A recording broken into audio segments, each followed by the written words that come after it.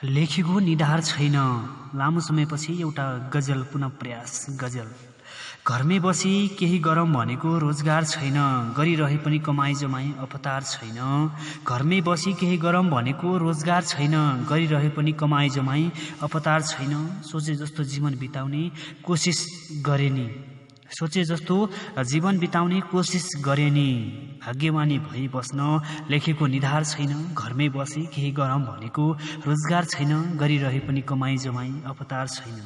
बाटो अनि गल्लीमा तडपिएको महु बटुवा, बाटो अनि गल्लीमा तडपिएको महु बटुवा, उद्धार गरी बासगास दिनेसम्म सरकार छैन। घरमै बसी केही गरौँ भनेको रोजगार छैन, गरिरहे पनि कमाई जमाई अपतार छैन।